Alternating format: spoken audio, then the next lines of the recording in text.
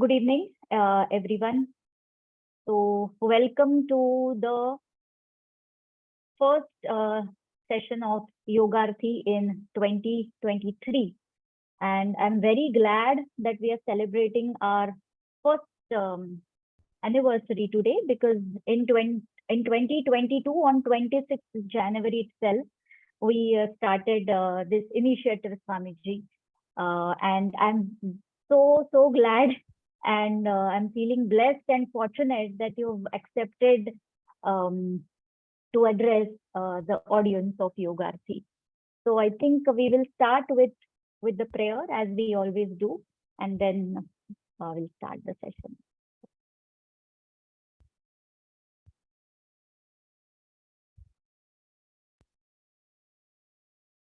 Om Sahana Vavatu Sahanau Bhunaktu Sah Viryam Karavavahai तेजस्विनावधीतमस्तु मा विद्विषावहै ॐ शान्ति शान्ति शान्तिः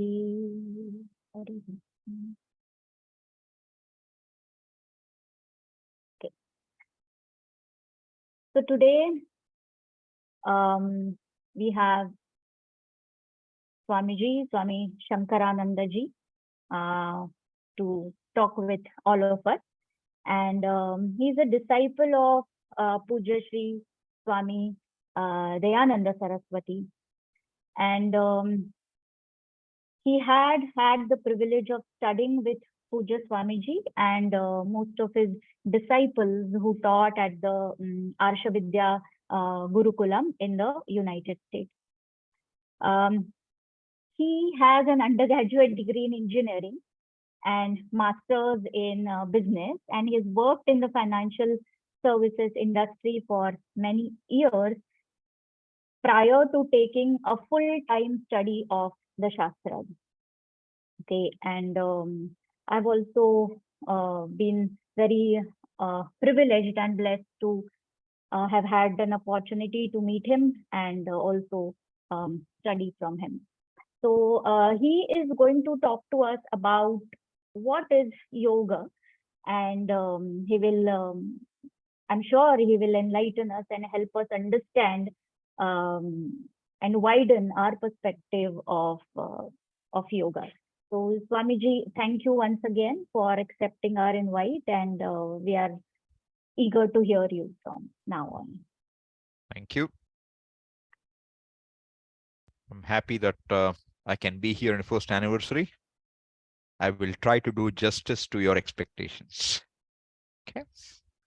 So we'll start with a prayer. And if you have questions, I'll be happy to take them at the end. So we'll start now. Om Brahmanandam Paramasukhadam Kevalam Jnanamurtim Dvandvatitam Gaganasadrisham Tattvamasyaadilaksham Ekam Nityam Vimalamachalam Sarvadhi Sakshibhutam Bhavatitam Trigunarahitam Sadgurum Tam Namami Yam Brahma Varunendra Rudra Marutaha Stunvanti Divyaistavaihi Vedai Sanga Padakramopanishadair Gayanti Yam Samagaha Dhyanavasthita Tadgatena Manasa Pashyanti Yam Yoginaha Yasyantam Navidussura Suragana Devaya Tasmai Namaha Ishvaro Gururatmeti Murtibheda Vibhagine Vyomavad Vyapta Dehaya Dakshinamurtaye Namaha.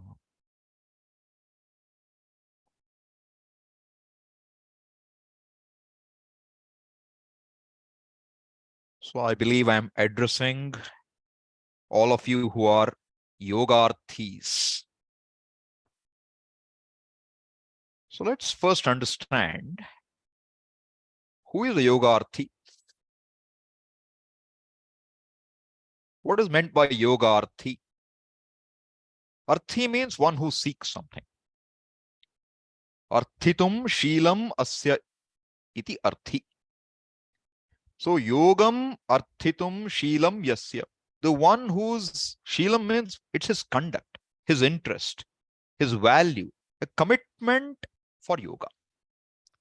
One who wants yoga is called a yogarthi, and not casually want, one who wants it with a commitment. Because anybody can want yoga one day. I will also go for one session of yoga and come back. But that is not arthi. That is only casual interest. Yogarthi is one who has a deep commitment for that.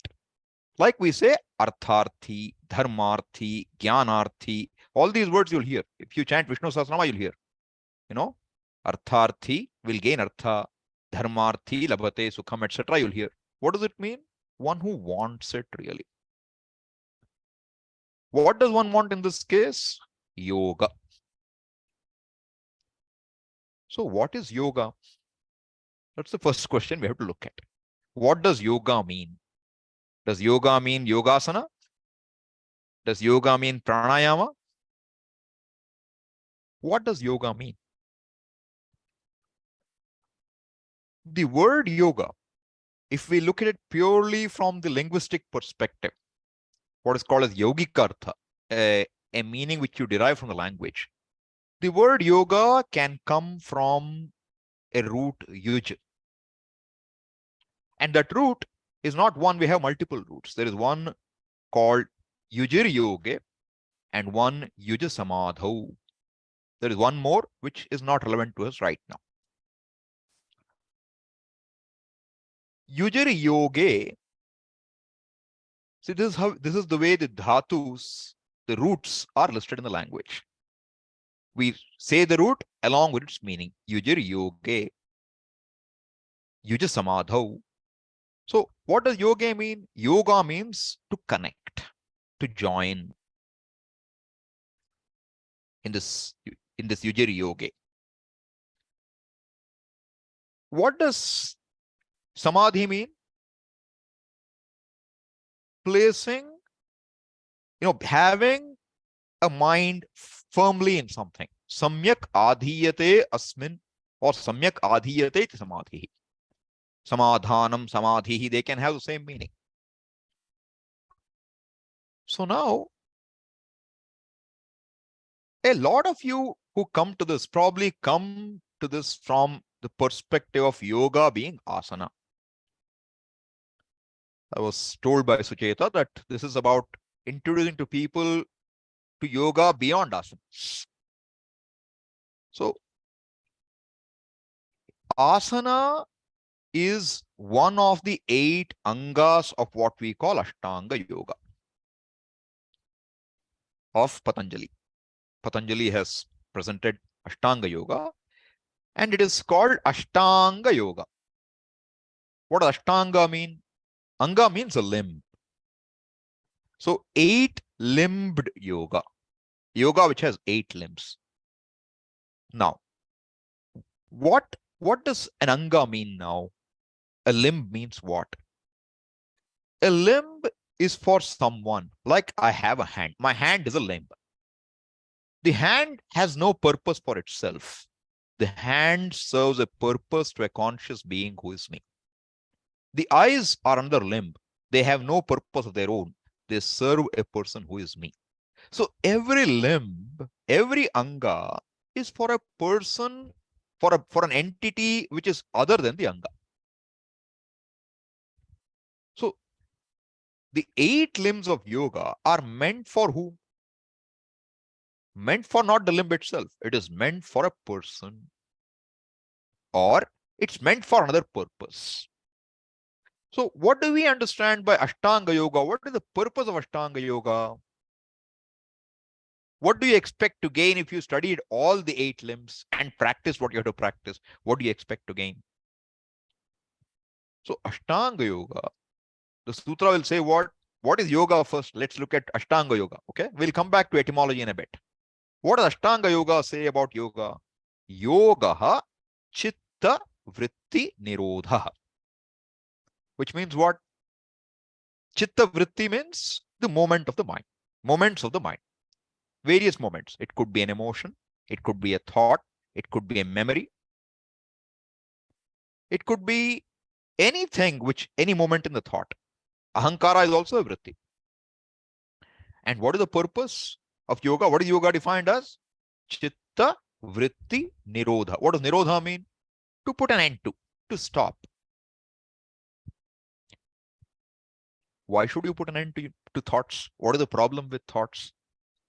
Do you want your mind to move or you don't want it to move?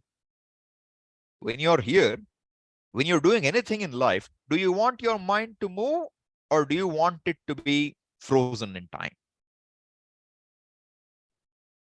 You do want your mind to move. If your mind doesn't move, you will not understand anything. The fact is, each second you're hearing these words and a different picture is happening in your mind. The mind is taking a vishaya akara. It is taking the shape of a thought. And that thought is recognized by you, a conscious being, and therefore we are able to go about our business. So why would you want to stop your mind? Why go for nirodha? Chitta vritti nirodha. Is the mind a problem? Is the world a problem? Am I the problem? Where's the problem? See, if we are going for yoga outside of our normal day-to-day routine, which I guess would be true for most of you, why do you want to get into something which is going to shut your mind down? We better have a good reason, okay? Because asana is one limb of ashtanga yoga. And the definition of yoga is chitta vritti nirodha. You look at this now. In general, are we happy as we are in the world, in our life? Are we satisfied, contented people?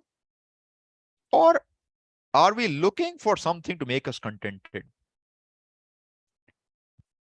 What do we think is the problem in our lives?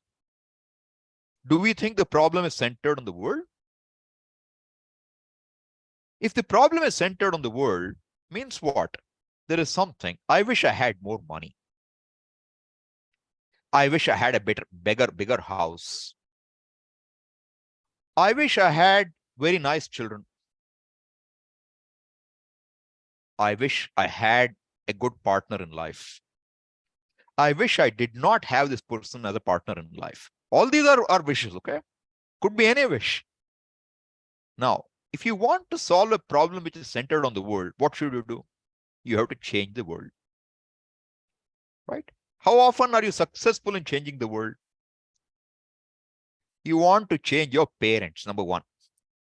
Because parents are too old-fangled. They don't seem to understand what we want nowadays. So can I change them? I can't. I want to change my partner next. Can I change that person? Highly unlikely. Then what? You want to change your children. Forget it. They will never change. They will change you. Right? So are you going to be able to change the world? If the problem is centered on the world and you can't change the world, so you become a little wiser, hopefully. Right? Now a smart fellow thinks, you know what? The world comes to me through my mind. The problem is not in the world. The problem can be solved in my mind. Because if I can manage my mind well, then the world will cease to be a problem. So what do you do now? You shift your attention from the outside world. You keep trying to change the outside world, but that doesn't work enough. Right? Then what do you try to do? You focus your attention to what you can change. That brings you to yoga. You want to start with, we want a better body, a better shaped body, a more supple body, a healthier body, and therefore yogasana seems like a good alternative way to go for it instead of going for some, funny stuff. Because yoga in the Ashtanga yoga is not just addressing your body. What does it address? It addresses you, the whole person. It's a holistic science. It addresses the mind. It addresses you as a person. And yoga does not just address you at the level of the mind. It also wants to address you as a basic person. spiritually, if I can use that word. So now the first entry point to yoga is what? Through asana. Typically, asana. And what is asana is about what? What is asana? Asana is the ability to take certain postures and breathe in a particular way along with that. And what's its benefit going to be? It will give me certain health benefits. And if I do it right, and I add some pranayama also to it, and even if I do my breathing right in asanas, it can help me relax. Right? Asana uses a relaxation technique. And in the end, you may have a shavasana every time. Very, very useful. Right? Because you want to relax. Finally, after whole yoga teachers will always say you must have at least 10 minutes or whatever time to do your shavasana. But now, if you go a little further, all right, for those half an hour, 1 hour, I do yoga, I'm okay. But other times, my mind runs a riot. Right? And I know one thing. When am I the most comfortable every day? When I'm asleep. When I'm sleeping, I'm very comfortable. There is no problem at all. And what is the difference between sleep and waking? The mind is at rest. Therefore, now I'm very smart. I make a conclusion. What's the conclusion? The mind is a problem. And I can manage the mind somehow. Therefore, what should I do now? If I can make my mind totally calm, like in sleep, then what would happen? I would be at ease. Therefore, Chitta, vritti, nirodha become very useful. Right? Even if we don't go all the way, the fact is, I do all my things, all my activities, all my accomplishments are done with a mind. The body comes second. First, it is the mind. Unless there is a mind which is capable of directing the body cannot accomplish anything. Right? Therefore, the mind has to be managed. And the mind management takes certain effort. And in yoga, what's the direction? It is going from, yoga doesn't begin with asana. Where does it begin with? Yama, Niyama. Right? What is Yama? Yama is not Yamaraja, fortunately. What is Yama? Yama is, what I should not do, I don't do. Avoid certain things. Niyama is what? Do what is to be done. So lifestyle, how we live life is not just about an activity or one area of life, one aspect of life. Whole life is an integrated life. I'm one person living my life completely. Therefore, my whole mental life has to be organized. But thinking in yoga philosophy as darshana is what? Yoga, chitta, vritti, nirodha. So the idea is to quieten the mind totally. Now, why should you go for chitta, vritti, nirodha? Why? Because quiet mind is the only reason I want it. What does Yoga Sutra say? What does second sutra say? After that, tada drashtuhu swarupe avasthanam. Tada drashtuhu swarupe avasthanam. Avasthanam means what? Being there. Stha. The dhatu is stha. Shtha gati nivrittau. Preventing movement. That's why you have a word sthanam. Doesn't move. Stop. In English, comes from the same root. Stha. Stop. Don't move. Stationary. So gati nivritti is tha. And what do we want? Tada drashtuhu swarupe avasthanam. Drashtuhu swarupe. Drashtu means what? Drashtuhu means what? Of the seer. Drashtru pratipadika, of the seer. Swarupe, in his own being. In his very being, swarupa, his swarupa means that which doesn't change, that which is always there. being able to abide in one's own swarupa. When would it happen? Tada. Kada. Tada means then. Kada, when? Yada chitta vritti nirodhitaha bhavati. When the mind is quietened.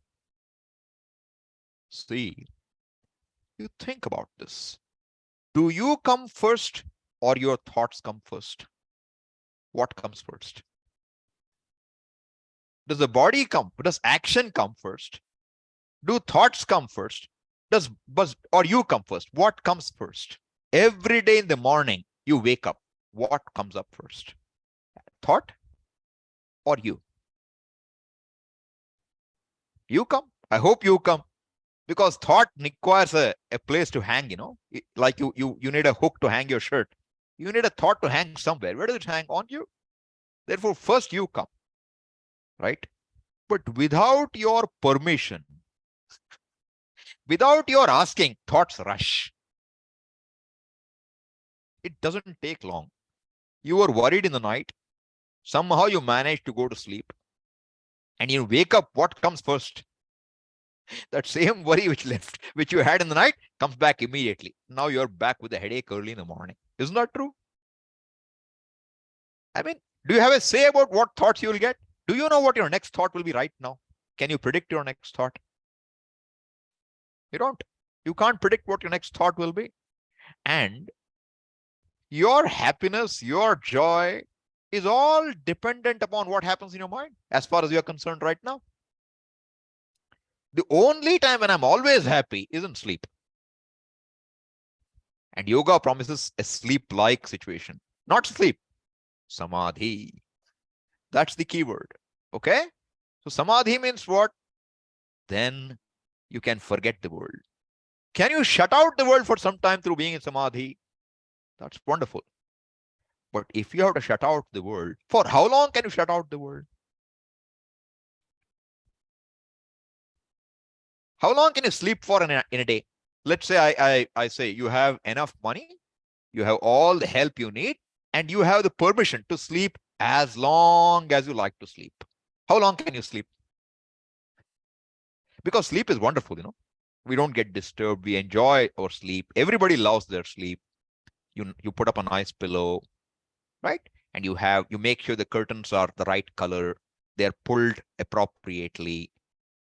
The bed must neither be too soft nor too hard. Mustn't be too high nor too low.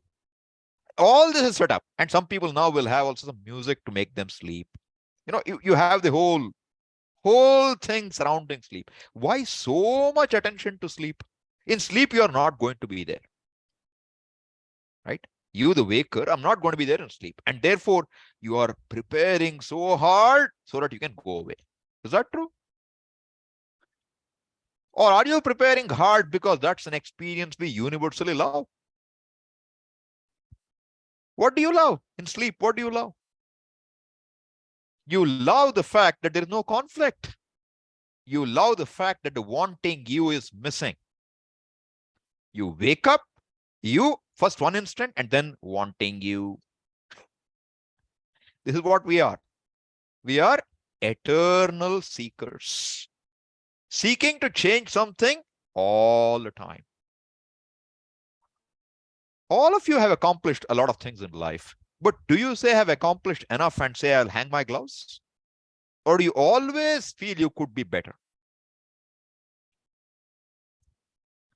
See, in music, if you go to a classical music concert, what do you have, whether it's Hindustani or Carnatic music, you will have first a Shruti. So Shruti means what? You have the basic notes going on. Like in Carnatic, you'll have sa, pa, sa. It keeps going on. Right? Then what do you have? That music is going on. Then what do you do on top of that? You have a melody. It's called raga. Ananda Bhairava. Bhairavi rag. Whatever you want, you can have. Rag Malhar. Some rag. But what is constant? The Shruti is constant. It never goes. So Puja Swamiji, my teacher, used to say, our life is like that. What is the Shruti? I want, I want, I want. And what is the Raga? I want a car. I want a house. I want a job. I want this fellow out of my life. I want a better mind. I want better memory. What raga you sing changes, but what doesn't go? I want doesn't go. When does it go? When is the only definite time it goes? When you're knocked out in sleep. Right? And in sleep, what is there? Chitta, vritti, nirodha.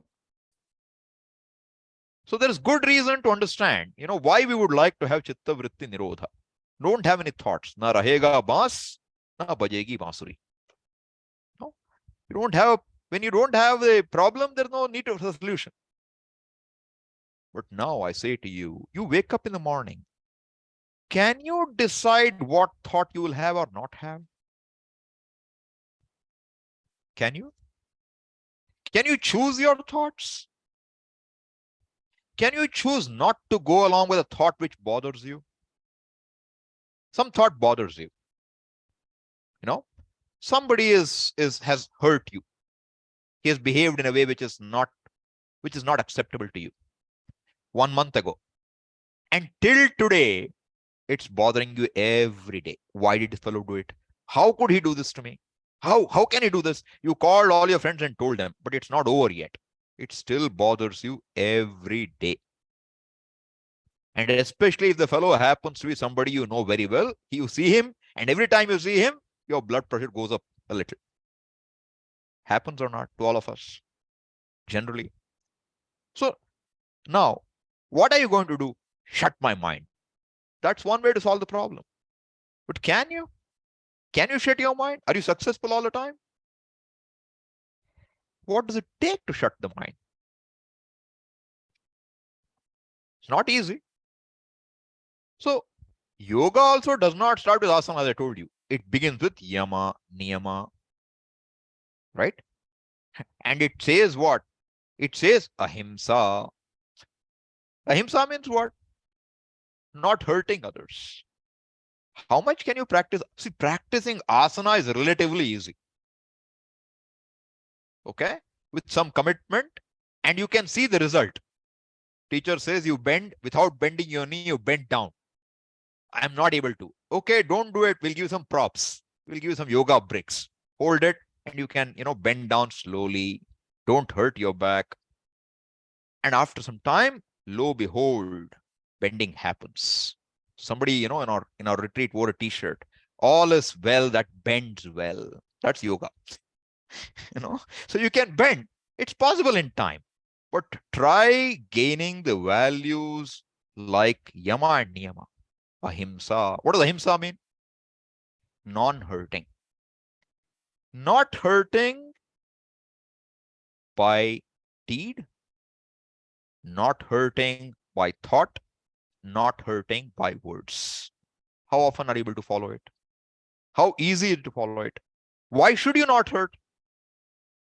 He hurt me. I told you 1 month ago, the person hurt me badly. I'm still, in pain. If that fellow comes, would I not like to hurt that fellow back? And do you not see often that someone tells you, you know what? I gave this fellow a piece of my mind. And it's like I fixed him. I gave a piece of my mind. You know what? When you give a piece of your mind is in pieces. You don't have PEACE. Peace. Doesn't happen. So you are not able to keep ahimsa. Astheyam. Don't steal.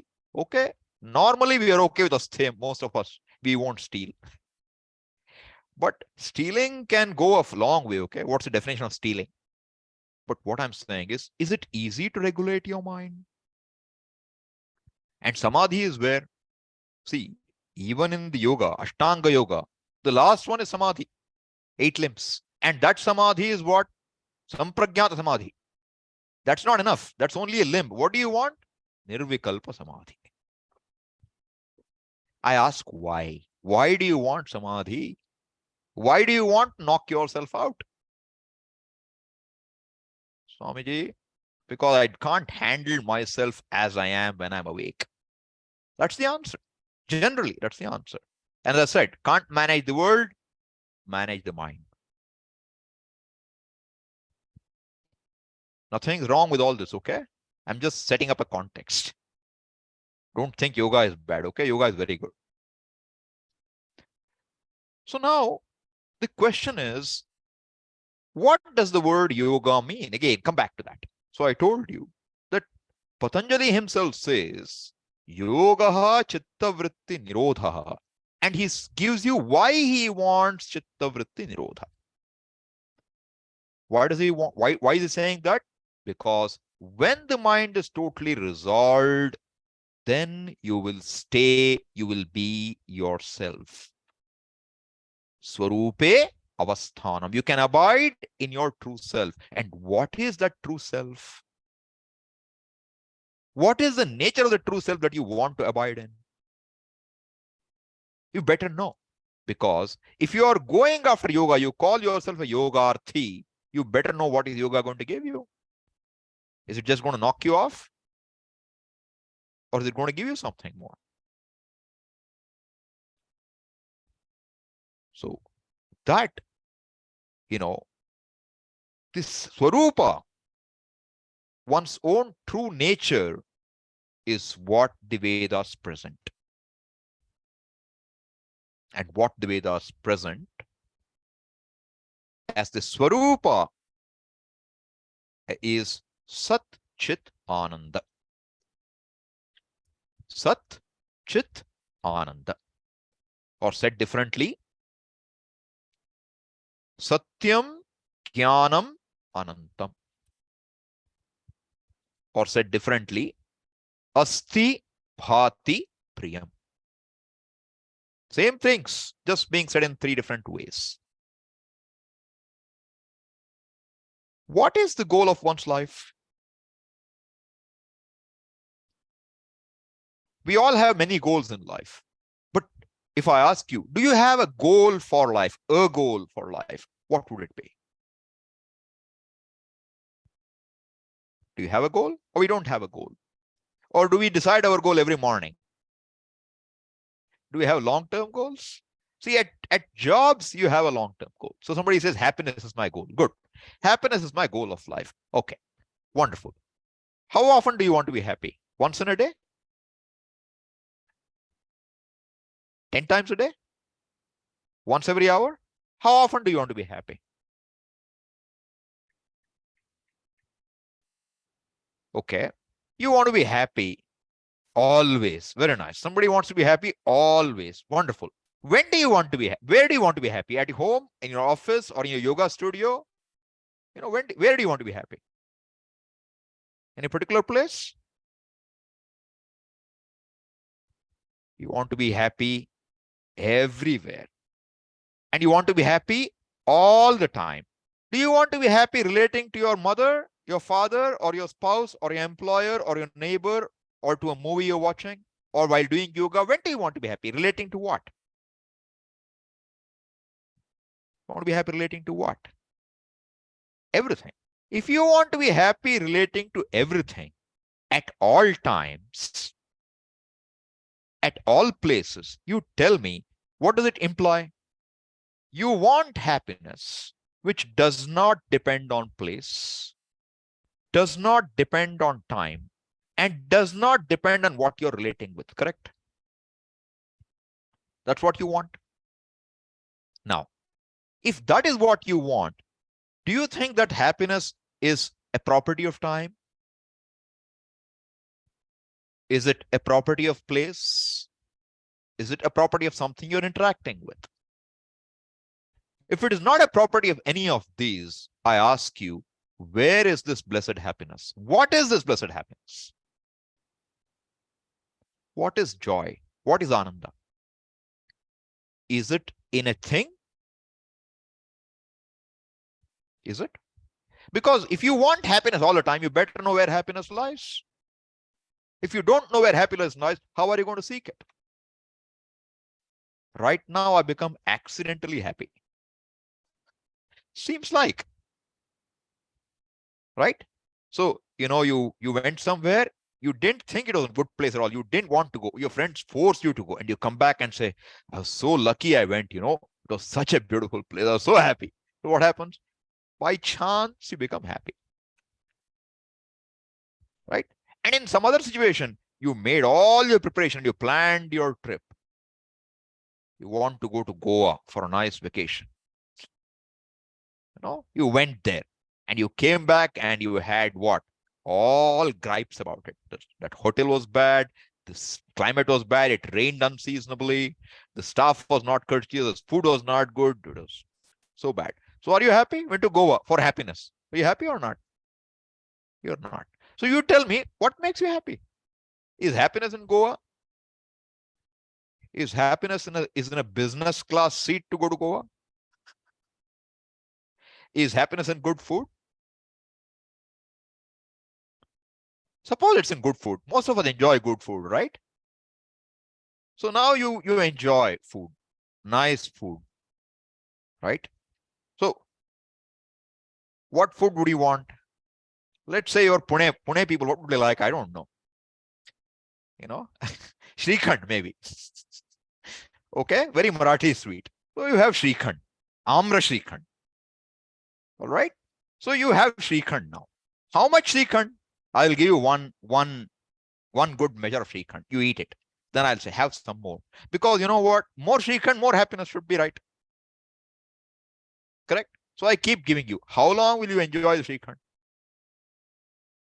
For how long? After some time, you will say, Swami, enough. Enough for now. Can I have something, some bhakarwadi along with it? Or some salty stuff? Can I get that? Then you can have some more of Shrikhand. After some more time, if Shrikhand goes in, it will come out. At that time, do you like Shrikhand? You don't. So you tell me, where is happiness? Is it in Shrikhand or is it not in Shrikhand? If it's not in Shrikhand, okay, then where is it? Okay, Swami, it's there. It's there, but it has a limitation. What limits the happiness? What limits the happiness of Shrikhand? You loved Shrikhand. And you know what? You went to your annual medical checkup. Yeah, diminishing marginal utility at play. Correct. But we'll look into that. Okay. So now you went to an annual medical checkup. Nowadays we have this nice feature. You have to get an annual medical checkup. Whether you're well or ill, you go for a checkup. And then what will show up? Your blood report will show up. And what will it say? Looks like your blood sugar doesn't look very good. The 3-month average is very close to 6. It's not nice. So what should you do now? Or it's over 6. Then what will your physician tell you? I think you should avoid eating sweets. Do you take a lot of sweets? Yeah, I do. Okay, stop your Shrikhand. Now, if Shrikhand comes in front of you, what does it do to you? Makes you happy or unhappy? It's not marginal returns diminishing now. It just went to 0. In fact, goes negative. Whoever put Shrikhand in front of you, you hate that fellow because you want to eat it, you can't eat it. Shrikhand remains the same.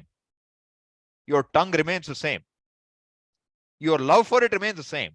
What changed? What changed? Something changed, right? What changed? It no longer pleases you. Correct? Why? Because you associated with bad health, and bad health doesn't please you, and therefore Shrikhand doesn't please you. So what pleases you really? What do you really love? What do you really love? You love what pleases you. You love what pleases you. Why? Because it pleases me. So what do you really love? I love the pleased me. That's what I love. I love a pleased me, a happy me. Now the question is, what pleases me? Shrikhand is only an example, okay? You bring anything in the place of Shrikhand now. You bring money. Does it please you all the time? Will it keep increasing your happiness? At some point, it won't. And especially if I tell you that the more money you have, the more likely for you to be, kidnapped for a ransom. You're not going to want money then, right? Does somebody's company make you very happy? Do you want that person breathing down your neck all the time? You don't want that too. In every relationship, you want some space. Then what is it that pleases you? Artha, security. After a certain limit, it won't please you. Kama, fulfilling desire. Does it always please you? It doesn't. I just gave an example. Srikhand doesn't please you. Then what pleases you? If pleasure is not an object outside, is the pleasure in your mind?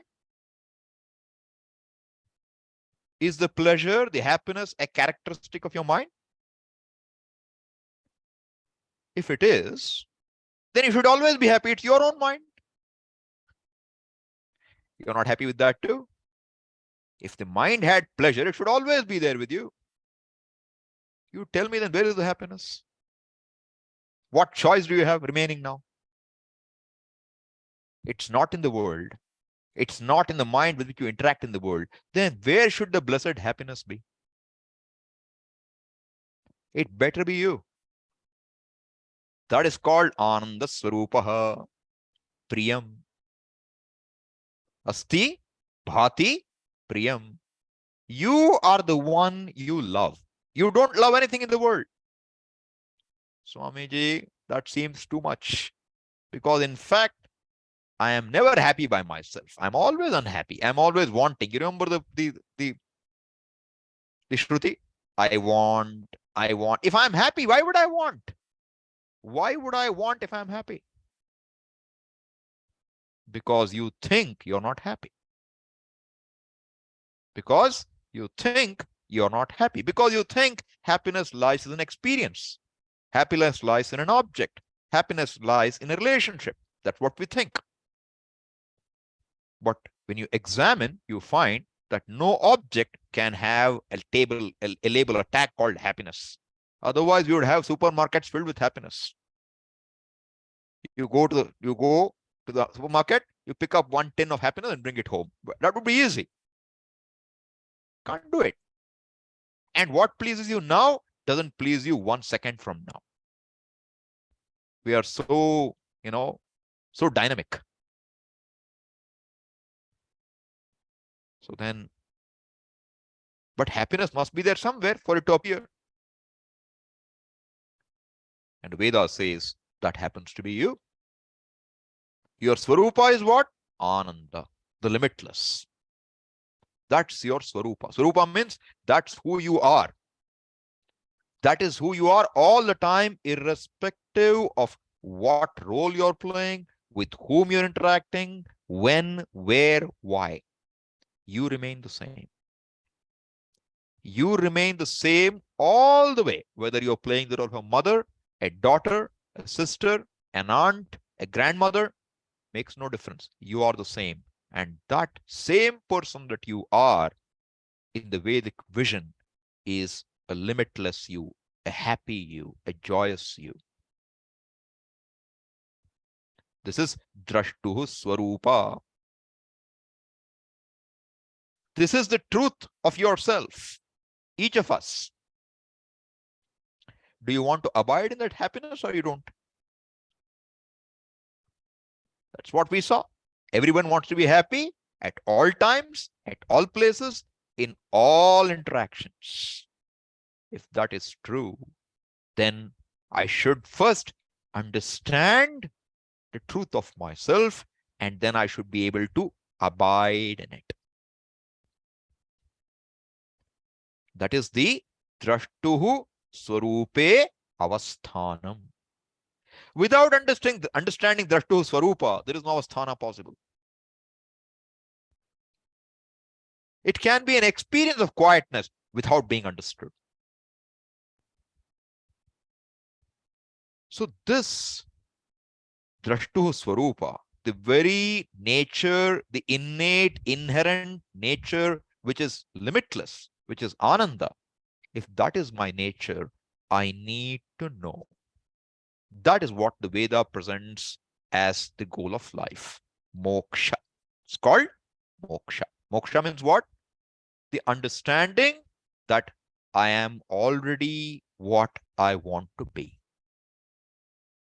It does not depend on anything outside of me. This is how I really am. I am the whole. Now, this knowledge is called jnanam. Knowledge is called jnanam. What is the jnanam? That I am satyam jnanam anantam brahma. Satchidananda I am. To know that, what is the means? I don't know myself as I am because I have really never ever inquired into what or who I am. Think about it. If I ask any of you to introduce yourself, how would we introduce ourselves? How? Would you introduce yourself as Satyam Jnanam Anantam Brahma? Nobody does, right? You will introduce yourself in a given way. And when you introduce yourself, I ask you now, did you ever decide, do you ever find out? Suppose I ask you, if I ask you, what is this? Can you answer the question, what this is? You can't unless you look at what it is. Now I'll turn it around for you. What is it? Does it look different? Now, in order to say what it is, you better look into it, right? You have to look into it. Now, when I say, who are you? Do you answer the question by thinking or do you answer the question without thinking? Without thinking, right? At least one question we should be able to answer without thinking in life. If I ask you how much is 2 plus 2, you will answer, right? But somebody is really challenged with maths, trouble. 2 plus 2, Swamiji, maths, I don't know. But who are you? You will answer, correct? Everybody answers, but without thinking. How do you answer without thinking? I know. How do you know? How do you know? Somebody told you, you are Munnu when you're 2 years old, Munnu, hey Munnu, Munnu. Now you know what? This is Munnu. Hey Munnu, come here. If the body comes, they say, oh, Munnu has come. This is how we learn language. So now you learn. What do you learn? From all your society around you, Munnu is this, and this Munnu is what is called you. This is me. Munnu is me. This is now fixed in your mind. Okay? And whenever somebody asks, who are you? I am Munnu. That's what you will say. But this Munnu is changing every moment. This Munnu now is 75 years old. Okay? Still goes by the pet name Munnu for his friends. Okay? Not for everybody. For everybody, he has a different name. But the fact is that fellow Munnu the same what he was 2 years ago, 2 years old, and now at 75? Or something changed? Everything has changed. Except the name. From 2 years to 75, everything has changed. But the fellow who's saying, I am Munnu, does he or does he not know his whole life history? Does he know or not? He does. So, that you who knows your whole life history, is that Munnu? Who knows Munnu's life history? This body which you say, I am this much, I am a man at 75 years old, is that body you? Is it not changing constantly? Is the mind which is there right now, is that you? It's changing even more fast than the mind, than the body. Is that you? I ask you, is this you? Is this you? Anybody thinks it is you? No, Swami, it's not me. Why it is not you? Swami, it's an object, I objectify it. It's different from me. Are the clothes that you're wearing, is that you? No, Swamiji, that are clothes. I can take them off. I can be without them in summer. Therefore, it's not me. All right. Are the dentures, if somebody is wearing them, is that you? more inside, you go further. You have a stent in your heart. Is that you? Even that's a foreign body. Who are you? Who are you? Have you ever thought about it? So many of you come from Koham. That's why I picked up this, okay? Nice name, Koham. Koham fit, right? And you have Koham School of Yoga. What does Koham mean?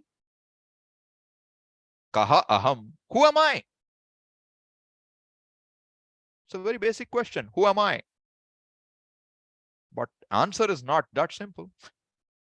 Unless we think about it. To know anything, it should be thought through. And the thinking, see, I can know something other than me. I can climb on another fellow's shoulders and ride. Can I ride on my own shoulders? Can you ride? Even though you might be the best yoga person and you can put your legs on your shoulder, can you ride on your own shoulders? You can't. Can you know yourself? Forget it. Not as an object. And the limitless whole has to include everything. You cannot stand aside, apart, and say, I am the whole. This whole is what is the goal of yoga, to help you abide in this whole, in this reality. So the word yoga, I've finished most of my time. So now I will get to the topic, okay? So the word yoga has a meaning of yujyate anena iti yoga. One possible meaning. That by which you get connected to something. A means. Yujyate iti yoga.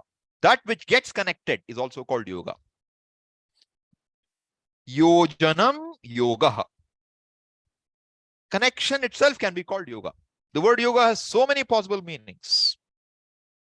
In fact, if somebody wants to do a MPhil or something, you can look at all meanings of yoga in Bhagavad Gita, you can get an MPhil degree for that. Maybe a PhD if you work hard enough. There is so much of meaning in it. But then, what do you hear if you are familiar with the Gita?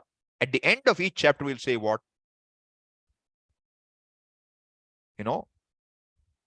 Upanishatsu, Brahma Vidyasu, Upanishatsu, Yoga Shastre, Sri Krishna Arjuna Samvade, Sankhya Yogo Nama Dvitiyodhyayah. Like this, at the end of each chapter, you have one statement coming.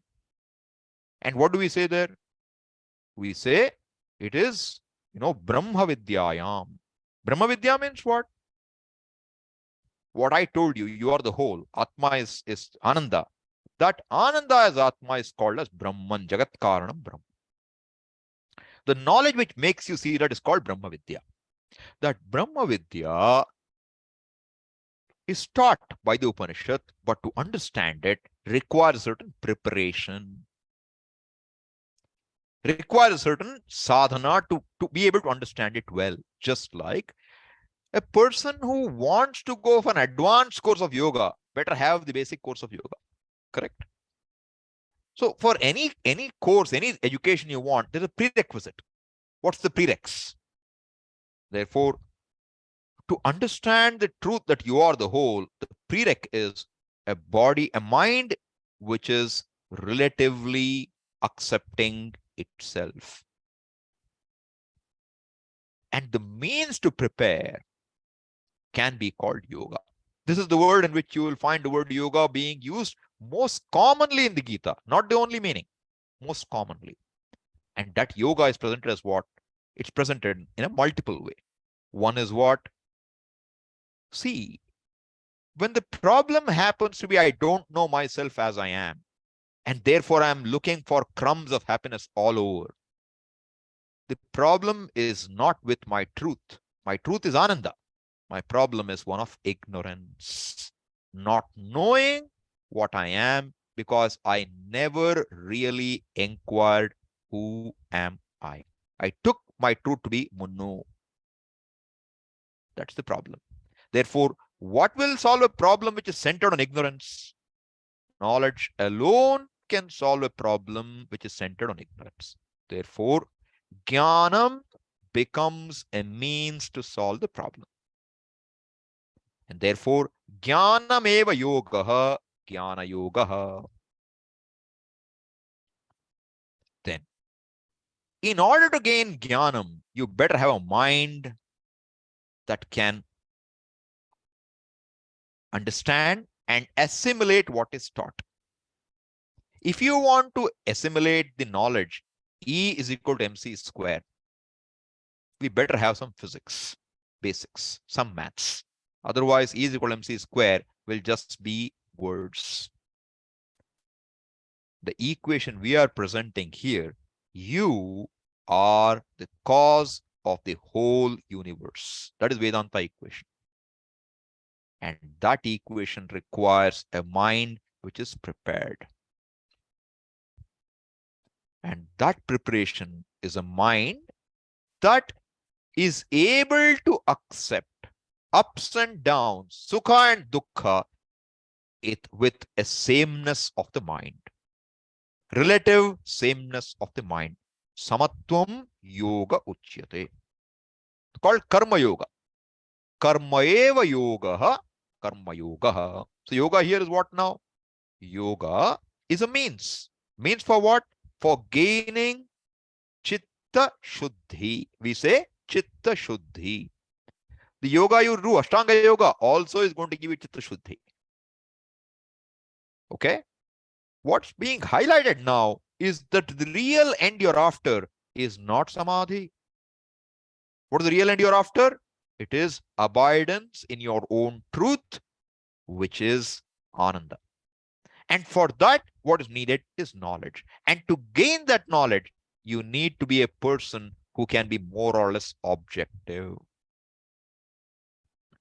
And that is presented by the word karma yoga. Karma yoga means what?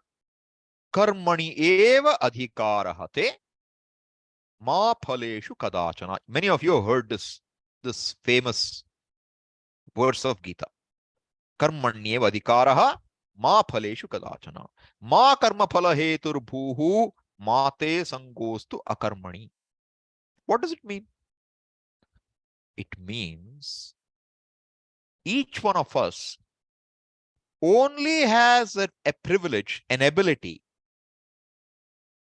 to do something, to respond to a situation. Karmani eva adhikara. You have a choice with respect to what you do. This verse is commonly misunderstood as saying, you do whatever you do and don't worry about the result. Karam kiyeja, phal ki chinta mat kar e insan. This is a foolish statement. That don't worry about the results, just do something. Nobody can do anything without keeping a result in view. Even the fellow who says you do that is doing that, assuming you'll hear him and follow his exercise, his example. Even that fellow cannot claim that you should not, you just do without thinking. A result must always be kept in view. An end is always kept in view. Then what does the words mean? Look, with an end in view, what can you do? You do whatever is possible in your hands, with your effort, with your will, you do. Your free will, you exercise and do something.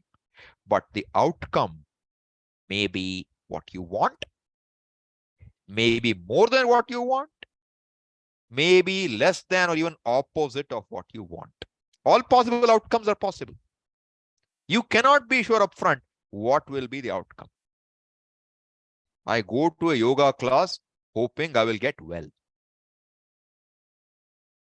Right? I go to a yoga class. Somehow, although I'm instructed well, I manage to turn my body in the wrong way or push it more than I need to because I'm too enthusiastic, Then what happens? Next 5 days, yoga chutti. What happened? The result is opposite of what I expected. I came to get something straightened out and now I have a catch. All right. Another possibility, I did yoga and I got the result I was looking for. The third possibility is what? I went to yoga thinking I'll shape my body. And what did I find? My mind is getting better. I can pay attention to things better. I can follow my classes better. It's wonderful. More than what I want. The minute I decide to go to yoga class, that much is my free will. Outcome is not in my hand. Outcome depends on my effort, not just my effort. I could have a lot of other factors that influence what's the outcome. And therefore, what is the rule, the law? You can only be accountable for what you do, keeping all the factors in mind. You cannot be the author of the result of the action. Who is the author of the result of the action then? That is called Ishvara. Karma phala data, the one who is the bestower of the results, is called Ishvara. And he is not an arbitrary fellow sitting there and saying, oh, it's Sucheta. No, don't give the right result. That's not the way it is. Then what will it be? It is a law. Whether I drop this, or you drop it, or anybody drops it, what happens if you just drop it? It will always come down at 9.8 meters per second square acceleration. Is there any change? Any change for anybody? There is no change. This is called a law. And Ishvara is what? He is in the form of the law. He is not a person. It's all knowledge which is behind the law. You can go to a psychologist, right? What does the psychologist tell you? He can tell you, if this is your background, this is likely to be the behavior. If a person had abusive parents, this is likely to be the behavior today. If a person was living in an alcoholic home, he is likely to be uncertain about what is right and what is wrong. He does not have an idea of what is normal. How? How can they make that statement? Because they have studied a lot of people and have found that as a law. Newton observed an apple falling and discovered a law.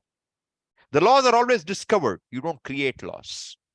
You can create son-in-law by getting a marriage, but you cannot create a law. Okay? Laws are given. They can only be discovered. But for you to discover the laws are always in operation. They are already there. Who or what made the laws? Who made gravity? Who made the speed of light as 3 lakh kilometers per second? Who made the earth go around the sun constantly? Who made your heart beat? Who makes the blood flow? Who does? What does? Who decides you can have a baby? All this is given. Who decides that when you put your food in the mouth, it gets digested? Who decides? Why should it get digested? And why should it not get digested sometimes? And why should you be able to correct it in some ways? Why should a particular medicine affect in a particular way? How do you know all this? By studying. But to study, what do you study? You study what's already there. You don't study what's not there. You study the eyes to know the eyes. You study the kidney to know the kidneys. You study the astronomical phenomena to know the astronomical phenomena. But who put them all in place? Why are they there? They are the knowledge of an all-knowing entity. And that all-knowing entity we call Ishvara. Karmani eva adhikarahate ma phaleshu kadachana. You don't have the ability to decide what will be the outcome, but the outcome will be based on laws. And just because you cannot decide the outcome, don't say I won't do. Ma karma phala heturbhuhu mate sangostu akarmani. Do not say I won't do anything because I can't be sure of the outcome. That's not done. So how should you do your action? Yogastaha kuru karmani. You stay in this attitude of what? Siddhi asaddhi. Success or failure, what you call success or failure, you look at them, you respond to them with equanimity. Siddhya siddhyo samobhutva samatvam yoga uchyate. That yoga is called samatvam there. If we are able to do that for some time, you will recognize that we are able to accept life as it unfolds. Because we have to be objective. What cannot be changed, we learn to accept. What we can change, we learn to change. What can you change? You can change your response to the world. That's what your will is about. You cannot change the world, much less you can change your mind completely. And changing of the mind requires, this karma yoga is not possible unless you recognize Ishvara. The result is taken as prasada, Ishvara anugraha. It's taken as prasada. That's called prasada buddhi. The way you accept prasadam at a temple altar, you accept every situation in life as coming as a blessing from the Lord. That attitude is called yoga, karma yoga. And knowledge, which will help you to understand the truth, you are the whole, is called jnanam, is a means. Therefore, it's that, being completely committed to only knowledge to the exclusion of karma is called jnana yoga. All right. I understand something. I have a certain preparation of the mind, but my mind never stays with any topic for a length of time. Nowadays, it's common to have children having, ADHD, attention deficit. Why? Give him a cell phone. What will the poor child do? Keep playing all the time with it, right? So how do you handle that? Therefore, there is dhyana yoga. What is dhyana yoga? You are able to make your mind stay with a particular thing of your choice for a length of time. And that dhyana means, how do you gain dhyanam? Abhyasena tu kaunteya vairagyena cha grihyate. By practice and by having objectivity, vairagyam, that space to understand that you are not resisting what you can't change. The same thing you will see in Yoga Sutra, Abhyasa and Vairagya. So, in the vision of the Gita is nothing but the vision of the Veda. Sarvopanishado gavaha dogdha gopalanandanaha partho vatsaha sudhir bhokta dugdham gitamritam mahat. If the Upanishads, the end of the Vedanta, if those who consider as cows, then Krishna is the cowherd who milks those cows. For whose sake do they milk it? You always milk a cow keeping one calf in view. Who is that calf? Arjuna. Partho vatsaha. And who benefits from milk? You milk all of us who buy the milk, right? Same way, everyone who listens to the Gita benefits from milk of knowledge. Sudhihi bhokta, one who is well thinking. Dugdham gitamritam mahat. Therefore, the vision of the Gita is not different from the vision of Veda. But what is extra in Gita is Upanishad is predominantly jnanam, knowledge oriented. Gita is jnana shastra and yoga shastra. And what is yoga? Yoga here is predominantly taken as a means. But in various places, you will see what yoga also means the knowledge itself. Yoga can mean oneself. Yoga can mean connection. Yoga can mean the ability of Ishvara to manifest in the form of whole world by Maya. That's also called yoga. Pashyame yoga maishvaram. So the meanings of yoga are too many. But the predominant meaning that we will normally understand in Gita is yoga is jnanam. First, the means to gain the freedom one is seeking, the joy one is seeking. By just recognizing I'm never away from the joy that I'm seeking. I am the way Ananda. And to gain that, you need a mind, and that preparation of the mind to be free from, ragadvesha, likes and dislikes. For managing likes and dislikes is karma yoga. Karma is the means, but not just karma, done with an attitude of accepting what comes as prasada and knowing that everything is given by Ishvara. That is karma yoga. And then this dhyana yoga, wherein you teach the mind, you train the mind to stay on a topic for a length of time. And in the Gita, the 6th chapter is called Dhyana Yoga. And many times people think that is nothing but Ashtanga Yoga. Not very true. In Ashtanga Yoga, the method is Chitta, vritti, nirodha. In Gita, the method is I don't have to shut my mind. I have to be able to see my mind does not really affect me. What makes me feel sad? Because I identify with a mind which is sad and say, I am sad. I identify with a mind which is jumpy and say, I am jumpy. I identify with the mind which is afraid and say, I am afraid. Why do I say identify with the mind? Because the emotions in the mind, you see, you intimately know your own mind, not others' mind, but we do know our own mind.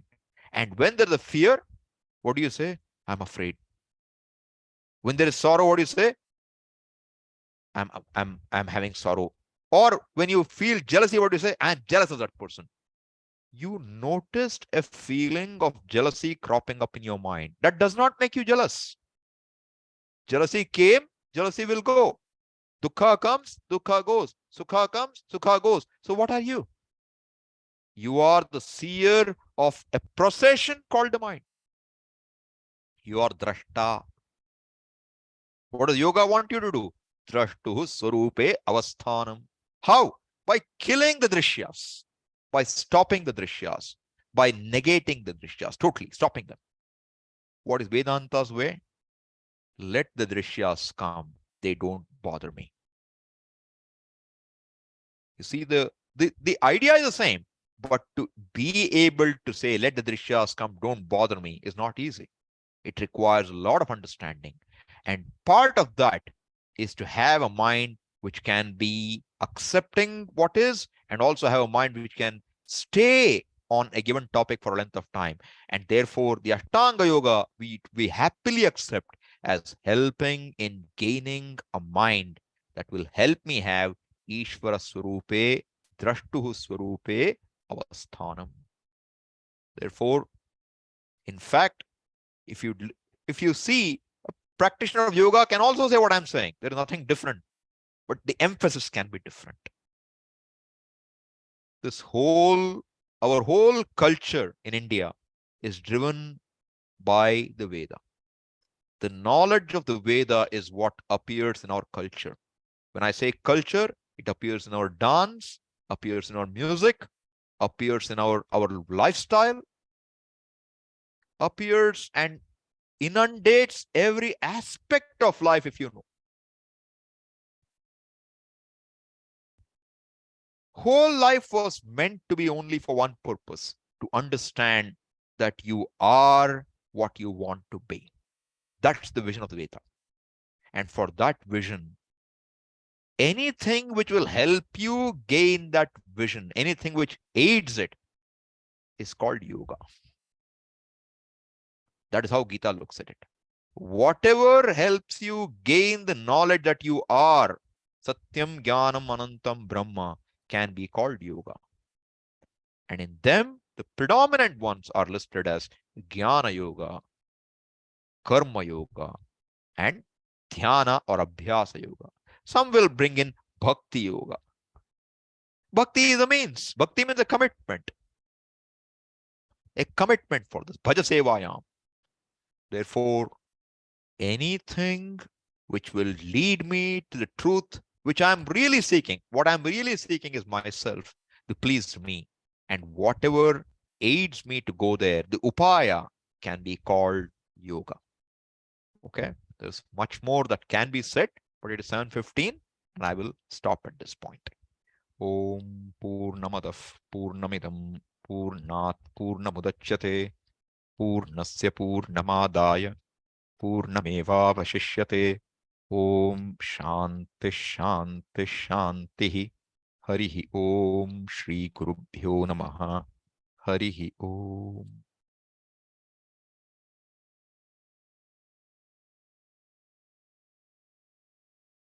Thank you, Swamiji.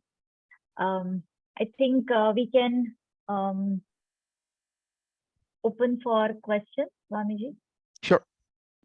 So yes, so if you have any question, you can raise your hand. You can use that option as always, and I'll permit you to unmute. Yes. Amit.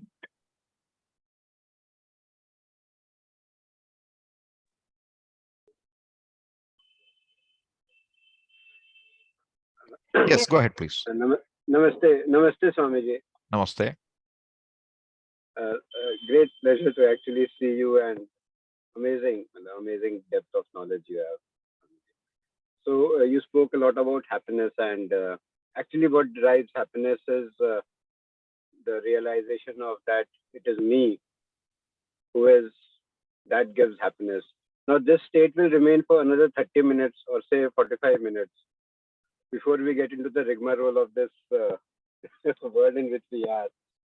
How to be in that state, like something which some trick which can let us achieve that.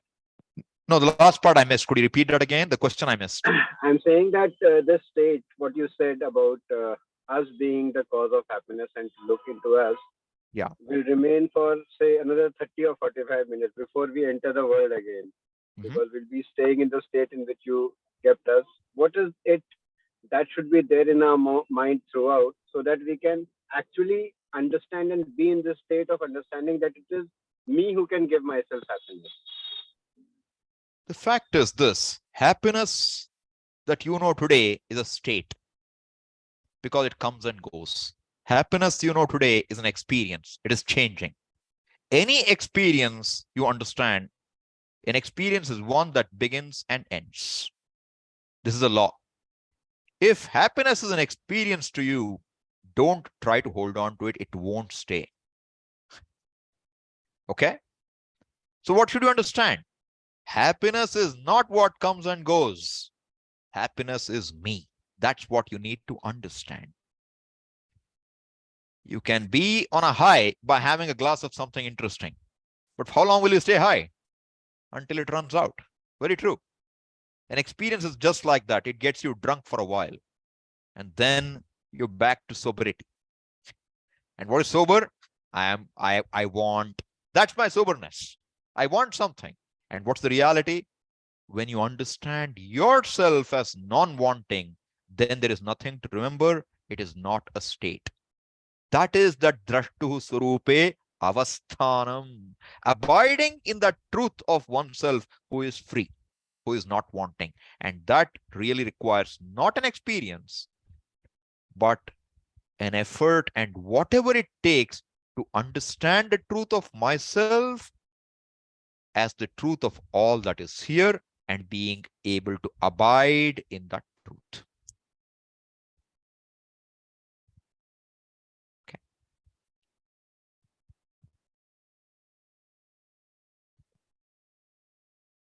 Someone else? Sudarshana.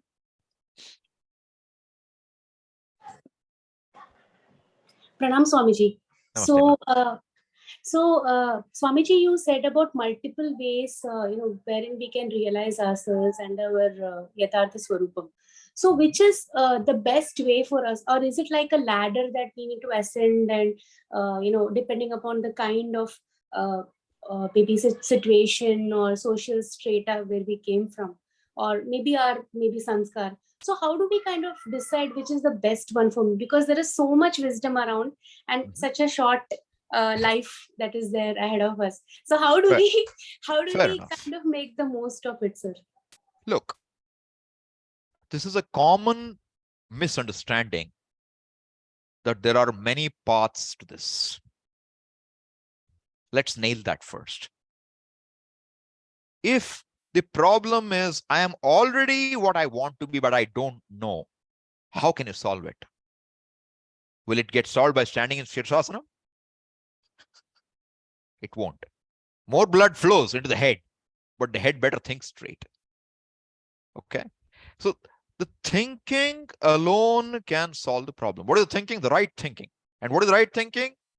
I take myself to Sudarshana. That is not me. Then what am I? To say I am not Sudarshana, Sudarshana is me. You should be able to say what? Sudarshana is me, but I am not Sudarshana. Okay. To be able to say that, what does it require? It requires right understanding. And that right understanding is only possible by removing the wrong understanding. The removal of the wrong understanding always requires knowledge. Therefore, knowledge alone is the way. First, understand this. Now, in order to gain knowledge, one must have a mind which is relatively objective. All right. So we say that the truth is you are already what you want to be. There's nothing you have to do. You are not Sudarshana. You are Brahman. You are Ishvara. Swami, I'm not that. Why do you say you're not that? Because Swami, I don't think so. What do you think you are? I think I'm Sudarshana. Then you have to understand why Sudarshana is not you. I mean, you are not Sudarshana. You are much more than that. And that understanding is only by knowledge. Therefore, we say, Jnanena eva kaivalyam. In yoga, if you're studying yoga, fourth pada is kaivalya pada. Kaivalya means kevalasya bhava. But to gain that kind of an understanding, suppose now you have a child who is 3 years old, okay? And you want to teach him multiplication. Can you? Knowledge. You are a mathematician, right? And your husband is a professor in mathematics. Now, can you both, so you conceived him, with whole maths family, can you teach him 3 into 4 is equal to 12 at the age of 3? What does it take? It takes the understanding of addition. Then only you move to multiplication. Therefore, you cannot just make a person understand unless they have the preparedness for the knowledge you're going to give. And that preparedness to us is said in two terms. One is Chitta Shuddhi. Second is called Chitta Naishchalyam. Chitta Shuddhi means the mind is not completely buffeted by likes and dislikes. You're able to accept what comes in your life and respond to it objectively without losing your peace of mind. Your choice is only what you do. Situations unfold in life. I have to be able to see this is a situation in front of me. Now what can I do? This is called objectivity. And whatever comes, I accept that as the proper phalam because Ishvara is Karmaphaladata, who is Sarvagya. Okay. That gives you Chitta Shuddhi, which means you're able to accept situations in life more or less equanimously. Then the mind still doesn't stay with anything at length of time. For that, you need Chitta Naishchalyam. And that is training the mind to stay on a topic for a length of time. Okay. So Karma Yoga, sometimes we will use the word Karma Yoga to include both Dhyanam and Karma Yoga. Therefore, this becomes the first step. But to live a life of Karma Yoga, what do you need? You need to have your will, a free will, which you are able to exercise. If your free will is completely into the hand of your own likes and dislikes, there is no free will. It needs to be freed up. Right? So to do this now, you need to be able to have a Sankalpa Shakti. And to do anything in life, you must have an interest, a value for it. So you want an interest to be free, or you want interest in security? What's it? Artha, Kama, Dharma, Moksha. What is my Purushartha? Begins there. What is my goal in life? What do I want? Then how do I get there? So really the steps are only Jnanam will give this freedom. And for Jnanam, you need to be prepared, which requires a life of Karma Yoga and Dhyana Yoga. And this dhyana and karma are not possible. Even jnanam is not possible until you recognize Ishvara. Therefore, bhakti becomes an important aspect. And all this is how you live your life. Your values becomes important. Therefore, Yama and Niyama become important. So I'm saying it's not any one thing. The whole life, how we live it, comes together. But the fact is, knowledge alone can give you the freedom. And to gain that knowledge, you need a mind which is prepared. And that is through, predominantly we say in Gita or in Veda, Upanishad, as Karma Yoga and Jnana Yoga. Okay.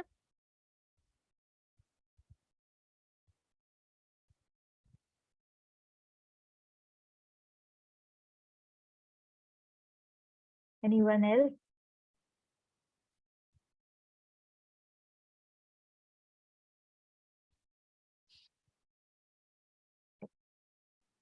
Swamiji, can you you mentioned about the laws, the natural laws that follow, and then the understanding that you gave us about ma phaleshu kadachana, Mhm. that part of the verse, where it's not that we don't desire the result, Mhm. but is it that we do our action, we do our bit, and then allow the laws to take over? True. Or yeah, or we do our actions such that we are able to put things in place that are completely in our control, and then I mean we make such effort that we align things such that the laws behave the way we want them to behave, so that they probably we get the desired result. So is this what we are trying to say? I mean, of course the laws will behave as per the law, but still. True. See, we say, I can only be accountable for what's in my hand. The laws are not in my hand. And when I say laws, the spread of laws is too wide, okay? Every aspect of life of this world is governed by laws. When you study physics, that is laws, physical laws. You study chemistry, it's chemical laws. You study biology, it's laws of life, right? You study astronomy, it's the laws in the astronomical world. So every single situation in life is governed by laws. Every situation, nothing which is not governed. Every possibility is accounted for. It's like this, to help you understand an example. Suppose you decided to buy something from Amazon. Okay. Any keystroke you press on your mobile or your laptop, wherever you do it, every keystroke has a predefined outcome from the software. The software is Ishvara. It will decide what will happen. You cannot order what it won't allow you to order. You cannot say I'll order and not pay for it. It won't allow you that. Unless you have, Amazon Pay, currency is already sitting there. It won't allow you. So you understand in a small way that the software decides what you can do in the software. Now, Ishvara, software means knowledge, okay? This world is nothing but the knowledge of Ishvara. Therefore, you have your abilities, you have your thinking, you have your capacities. Based on that, you plan. You do your best to dot every I and cross every T. And you try to make sure that your plan is picture perfect. But still, something you didn't anticipate can happen.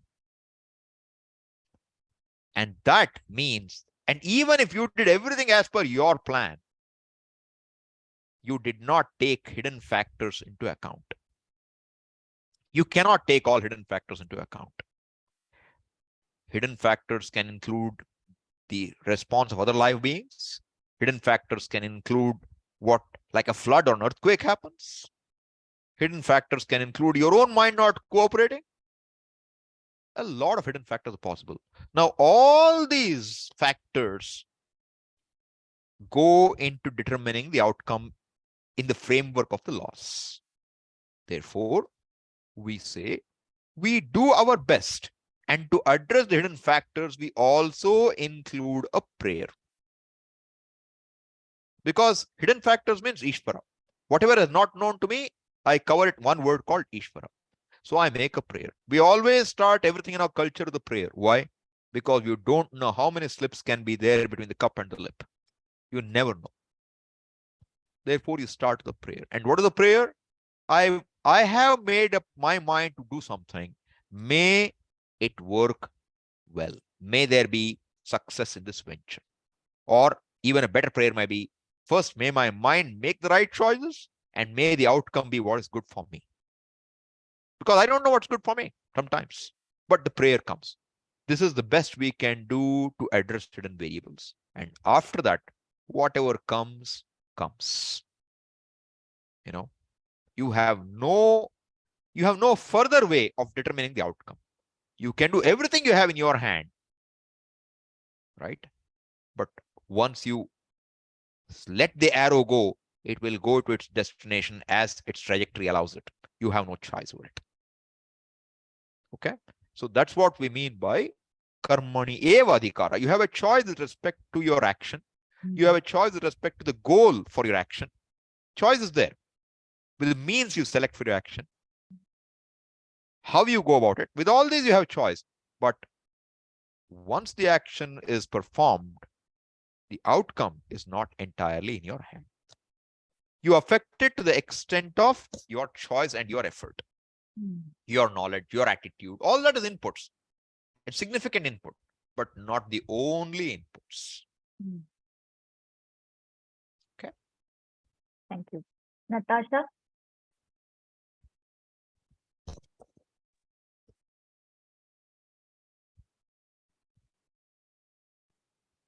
We're not able to hear you, Natasha.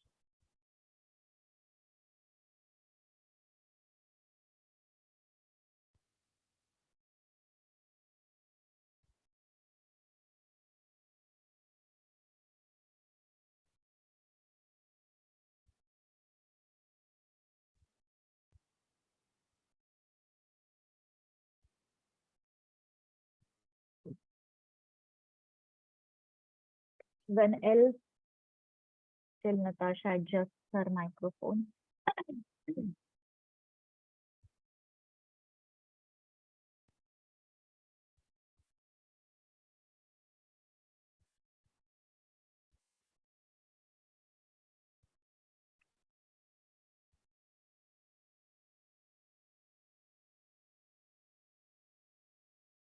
Yeah. Yes, Natasha, you can ask from your. I've permitted. Yeah, ma'am. I'll leave from here once. Yeah. Is it okay now? Yes, yes. Yeah. Namaste, Swamiji. Namaste, ma. Actually, I have one doubt, one confusion regarding the topic which you explained just now, regarding the drishta and the drishya. So you were telling us the difference between Bhagavad Gita and yoga. You said that tada drishtu sarupe avasthanam, that is the concept of yoga, and for Bhagavad Gita you said something that you just see the feelings.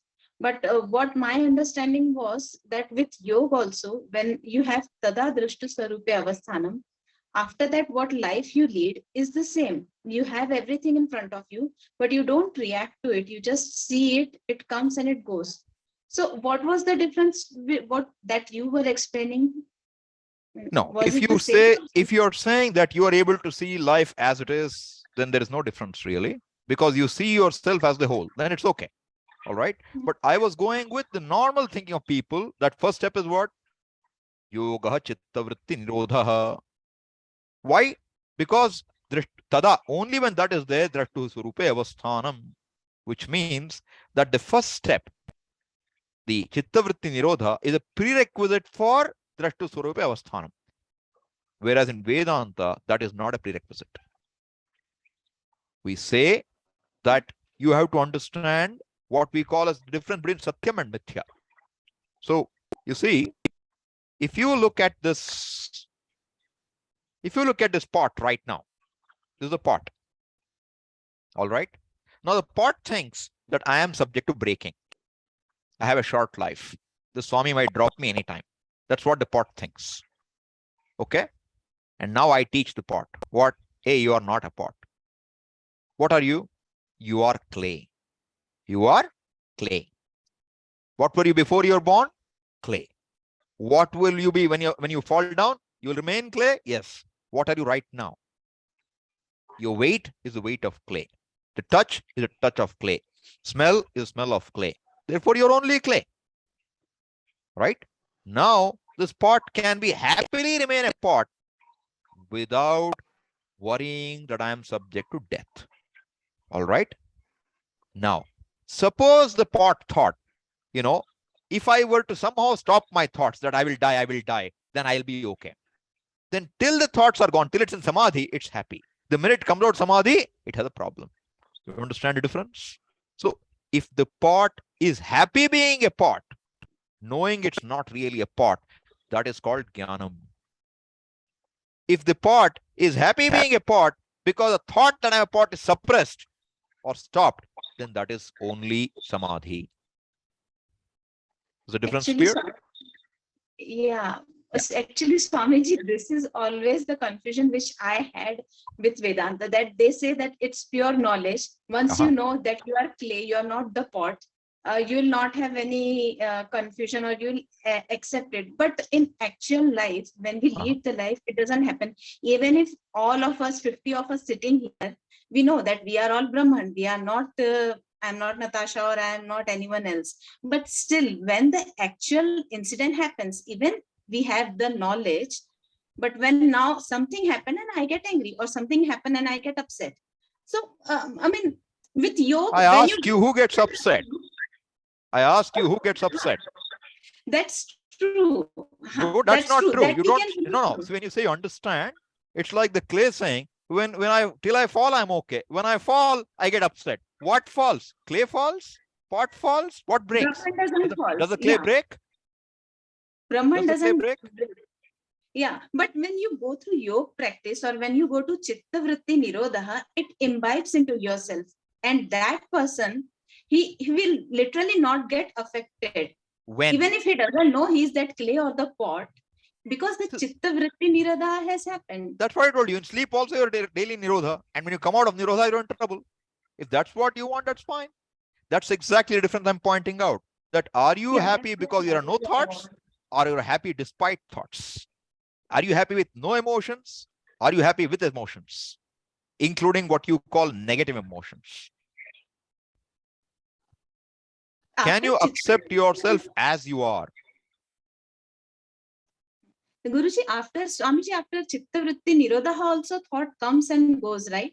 It's not like this, that thoughts are not at all. Fair enough. No, but if you're saying that, see, I told you that. I am talking with reference saying that Chitta vritti nirodha is presented first, and then tada. What does tada mean? Then. After that. Why then? If it's not needed, why should we have the first? Let's have Drashtu Swarupa Avasthanam as the first sutra. Why not? Why do you need the first one? Why do you need Chitta vritti nirodha? I'm asking you. Is it a prerequisite? Yes, it's a prerequisite. Then I am asking you, this clay, I'm never telling the pot, don't think you're not a pot, okay? I'm telling the pot, you are a pot, but much more than a pot, you are a clay. Even now you are clay. You don't need to stop your thoughts. When another pot comes, it says, hi, how are you? It has no problem. Okay, it doesn't say, I am clay. Who are you? There's no second person. I won't say hi. It says, hi, how are you? Will you marry me? Has no trouble doing that. Because it knows I am not a pot. It's like this. Now a person is playing a role in a movie. Playing the role of a beggar. All right? Does he play the role of a beggar happily or unhappily? He's being paid the big bucks for it. Plays it happily. Does he ever think I'm a beggar? Now, do you, even after listening to all this, do you ever think you are not Natasha? You think about it. So I'm saying, until you are like the actor who knows that the role is just a role, you cannot say, I know. That's cheating ourselves. That's self-deception. So for this also, there would be some underlying process like Chitta, Shuddhi. That's what the prerequisite is for this. In Vedanta also, Chitta Shuddhi is the prerequisite. Fair enough. Look, a prerequisite is to understand. Once understanding takes place, there are no more requisites.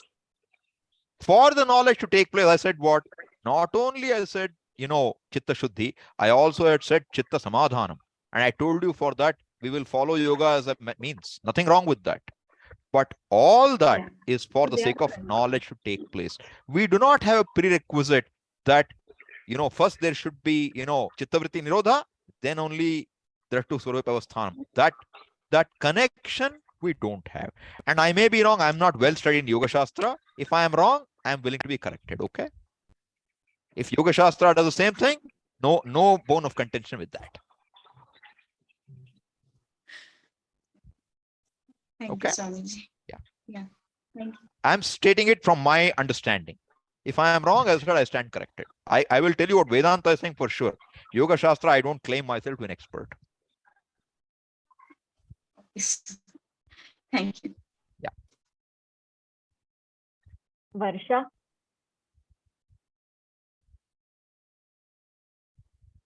Namaste, Swamiji. Namaste. We were talking about being the drashta, Mhm. which means you watch what your mind is doing, right? That is the objectivity. You create a distance between you and what your mind is doing. True. Right? Mhm. And that is what you're trained. That's training your mind to keep that distance. And so meditation, as you know, when people teach meditation or do meditation, that is what they ask you to do, right? Observe your thoughts. That's one of the things that can be done. I've tried it. It doesn't work for me. My mind jumps around. But is that what you're trying to train at that point, training your mind to do, to create that distance? Look, the fact is that the mind is not me. That's a fact. Until it's understood, it's not a fact. But that's the fact that the Veda wants me to understand. All right? Right. What is the definition of I? That which I cannot be without alone can be I. Anything that can go and come cannot be I. Is that a fair definition? Yes. Okay. Now you tell me, what is it that you cannot be without? Thoughts come and thoughts go. Right. Right? Your body is only known through a thought. Everything you know is through a thought, and thoughts come and go. Right? Yes. What is there before a thought and after a thought and during a thought? That is you, a presence which doesn't come, doesn't go, doesn't get created, cannot be destroyed. It's a constant presence. In fact, existence is never created. Existence is. Anadi. Anadi Ananta. It is Sat. And that existence happens to be Chaitanya. That happens to be me. All right. So meditation is not a necessity. Meditation is a means where you try to withdraw from yourself from the world with an effort, deliberately. You create a situation which is conducive for you to understand what is being taught. And in that situation, you are able to appreciate what you understood in a class. So the means of knowledge is Shravanam. Shravanam means you are listening and inquiring into the truth of yourself. That is Koham, Vichara. And that Vichara, when it's done properly, the inquiry is intended not to ossify or solidify my own notions, but to remove all wrong notions and stay where there is no notion. In fact, in the fact I am, there is no thought involved. Thoughts come and go. It's like the water arises as waves and goes down. The wave is all the time water, but if the wave thinks I am wave, it has a problem. If the wave understands I am water, it has no problem rising and ebbing. That you are water is the knowledge for wave. And that knowledge, if the wave cannot understand because it's too involved in a big family of waves, it wants some time of quietude. It meditates. And then it understands in that quietude, perhaps it appreciates better. Yes, I am not a wave. That is what meditation is about, to help you to come to terms with yourself by deliberately keeping the external world external, keeping the mind disengaged. You withdraw your mind from its occupations. See, really, first you withdraw your mind from the world. Then you withdraw your mind from the senses, right? Then you withdraw your mind from any other preoccupations as well. And what remains if the mind is completely withdrawn is called Chitta, vritti, nirodha. There are no vrittis. Why are there vrittis? Because of kama, krodha, avidya, all this asmita, everything you'll talk about.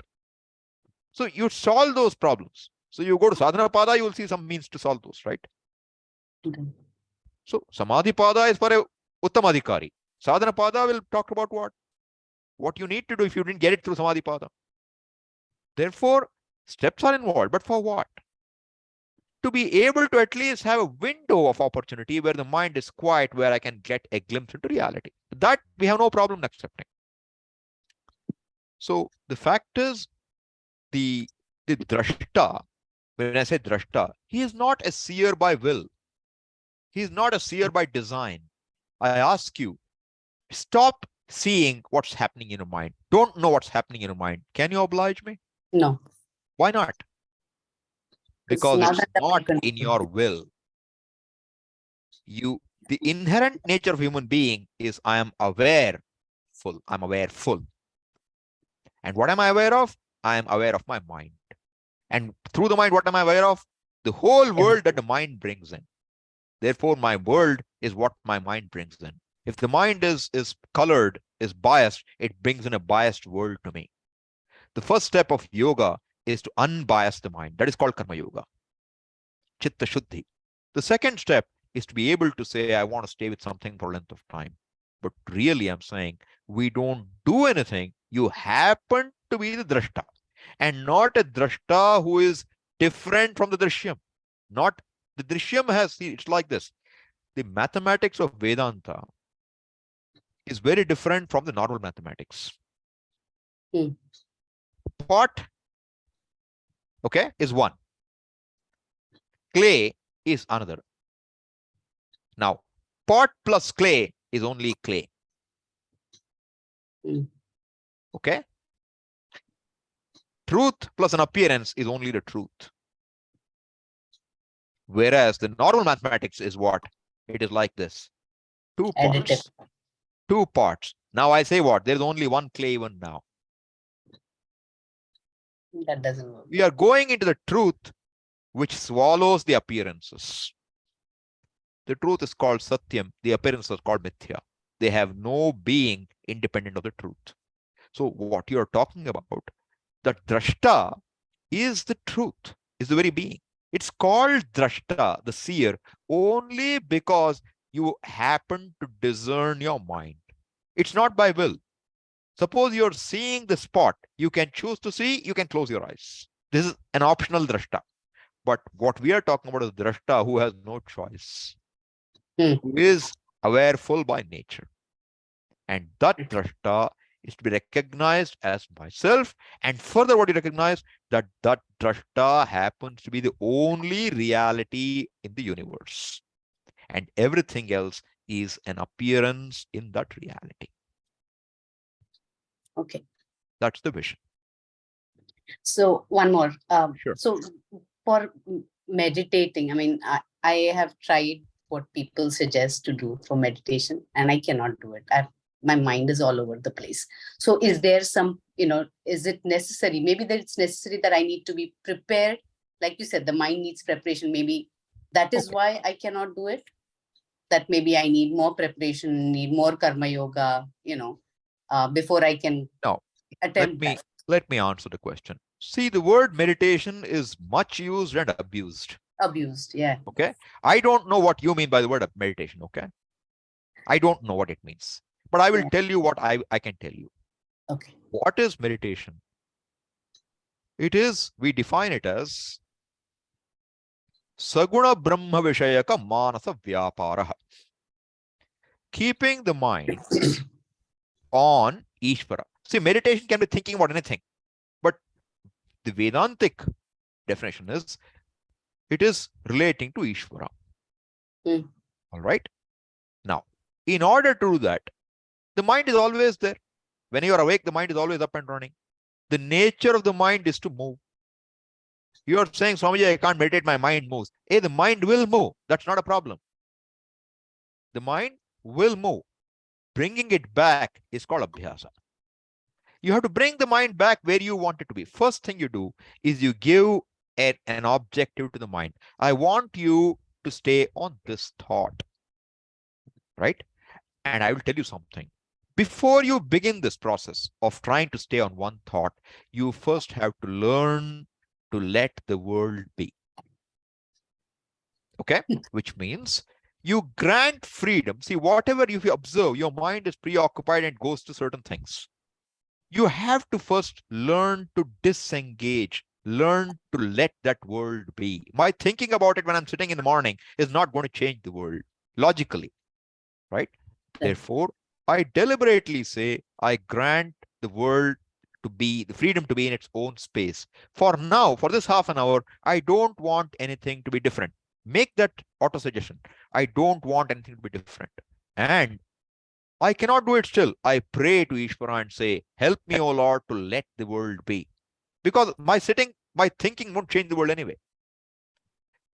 There's a process involved in letting the world be. Then I come to my own body. I observe the body. I become objective to the body. Now the body I'm aware of. It may have blemishes, but I let it be.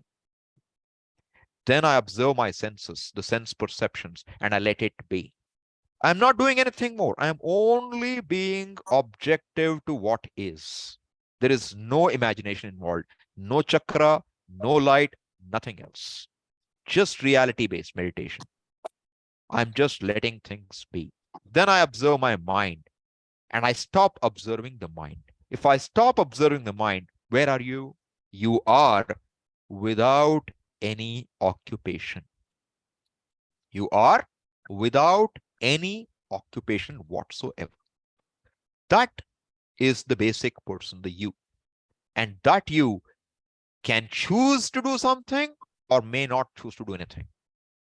Now, that you who is absolutely free should make a choice that I want to do, keep one thought, like Om Namah Shivaya. If you have done all the steps till this last step, which is you are free, which means you can just be. If a thought comes, you don't go after it. If a thought doesn't come, you're not worried. You just be. You be an uninvolved observer for a little while. Now you choose what do you want to do with your mind. You will find that it will start to work. But all these steps before I have to do. And if my mind is very preoccupied with 100 worries, it will not arrive here. It won't arrive. And also the fact is what? As I said, one should know that all our minds have to move. A healthy mind is a healthy moving mind, like a healthy monkey. You can't say a monkey sitting quietly is healthy. It's not. A healthy mind is one that moves. What we want is the mind should move the way I want it to, when I want it to. Even when you're meditating, if your dog barks, if a neighbor's dog barks, you will hear it. Okay? If a car honks, you will hear it. Now, immediately say, why are they honking the horn? That is distraction. And you have to say, let them honk. I won't bother with it. I give them the freedom to honk their horns. I give the freedom to dog to bark. Now you have a mind which is not interested in changing the world. You first get your mind to be disinterested in changing things. Then you train the mind to go where you want it to go. Try, see what happens. And don't drop it saying it doesn't work. It will only work after you attempt it for some time. You've been a child and you probably have children too. When your child learns to walk, did it walk the first time on 2 feet? How many times did it fall? Did you say it can't walk, let it be on the floor all the time? Or what did you do? You encourage it to walk. Any number of times it falls, you encourage it to get up and walk. It doesn't give up. Why? That's how the child is. That's how the child in all of us is. If we don't give up, we can stay and we will be able to do it, provided we address the issues which are against it. Right? Therefore, I'm saying the first observation that my mind moves for me, it doesn't work, is natural to start with for all of us, no exceptions. Somebody may have a more calmer mind by nature, it's okay, but everybody is not blessed to have that. And the entire purpose is to train the mind. Therefore, abhyasena tu kaunteya vairagyena cha grihyate. Abhyasa is repeated attempts, and vairagya is this dispassion towards the world, to let it be. You take care of these two, your meditation will happen. Thank you. Thank you. Anything else?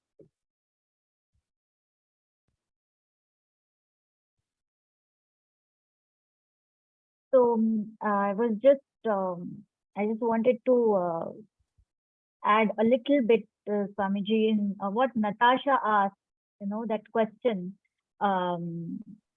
Chitta vritti nirodha and then tada drashtu swarupe avasthanam. So is that a prerequisite for tada drashtu swarupe avasthanam?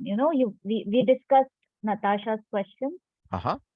So what I was thinking is probably this question and the discussion, if we consider yoga as, if we are talking only about Patanjali Yoga Darshan and the yoga that is defined in that, then probably the prerequisite of yoga chitta vritti nirodha for tadadrashtu. But then if we are talking about yoga also, which is, as you were talking, which is which Bhagavad Gita talks, and then Kathopanishad also talks, Sthiram Indriya Dharanam, then also Yoga Vasishtha, what it talks about, Mana Parshamana Upaya. So we are talking, if we are looking at yoga as an upaya for, so basically the objective is ultimately the same.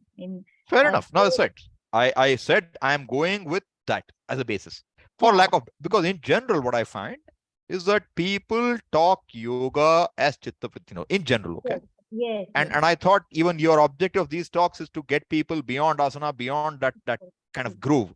Therefore, I was doggedly pursuing that goal to expand the space. But I understand what you're saying, and I agree with that. And as I said, even my own understanding of Patanjali Yoga Sutras, I don't say I know everything. I may be wrong too. I said what I understand. Yeah. So that I was, but Natasha is not here, but I just wanted to clarify even for her that it's the context of, so we shouldn't be limiting yoga to only Patanjali Yoga. Fair enough. Yeah. I was using that because she mentioned that. She said, did mention it. Therefore, I said she is going with that parameter. I will have to go with that. Yes. Fair enough. Okay. I think that should be. Any other questions? I think no. Okay. So we can end here. Swamiji, thank you very much again. And I think that the insight that you've given us today to think about all parts of yoga, karma yoga, dhyana yoga, jnana yoga, and bhakti yoga also. And the insights are precious for sure to all of us. And especially personally, if I have to talk, then I think I would carry the free will part that you spoke about in the context of the verse in Bhagavad Gita about karma yoga. So that's something that I thought I understood very differently today from you. And so thank you very much again. And we feel blessed to have you here talk to us for almost 2 hours. So thank you very much again, Swamiji. You're very welcome, and I hope it's useful to all of you, because my main thing was to show that the yoga has a purpose, and the purpose is to know you are Ananda Swarupa. That you are what you want to be is the goal of life, and for that, whatever helps can be called yoga. That's the most broad definition of yoga. Without tying it to anything, that yoga is that yujyate anena, that which will enable something. And what do we want enabled is the understanding of our own truth, of our Swarupa, which happens to be the pleased me. Okay. Thank you everyone, and we'll see you next month in the Yogaarthi. Thank you. All right, Amma.